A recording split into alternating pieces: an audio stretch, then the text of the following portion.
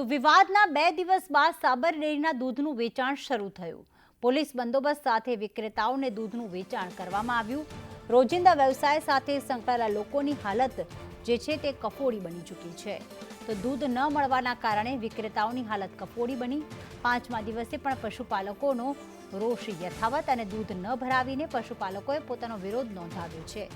ગામે ગામ પશુપાલકો માંગને લઈને વિરોધ કરી રહ્યા છે।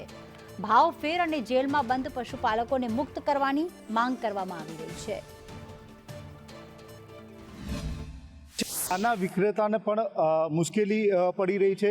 જે દૂધ જે આવતું હોય એ પણ સાબર ડેરીનું ન આવવાના કારણે પરેશાન પશુપાલક આપણી સાથે જોડાયા છે।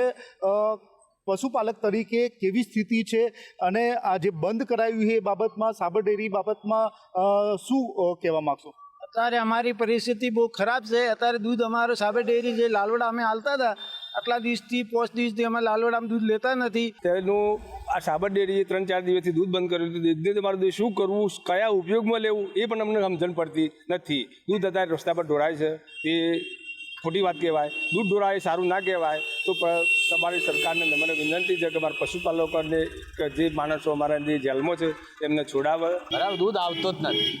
હવે આજે દૂધ આવ્યો છે ગાડી પણ એના અંગાતે પોલીસની ગાડી સંગાતે હતી અને આજે અમે વાપસ દૂધ ચાલુ કર્યું છે।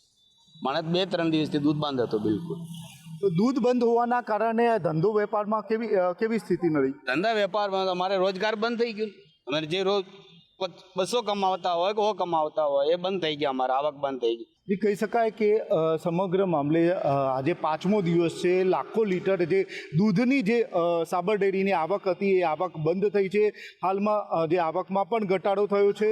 સમગ્ર બાબતમાં પશુપાલકોથી લઈને નાના વેપારીને મોટી ખોટ પડી છે। હાલમાં સમગ્ર બાબતે માંગ ઊભી થઈ છે કે તાત્કાલિક સાબર ડેરીને ન્યાય મળે તેવી માંગ ઉઠવા પામી છે। હિતેશ રાવલ, સંદેશ ન્યૂઝ, સાબરકાંઠા।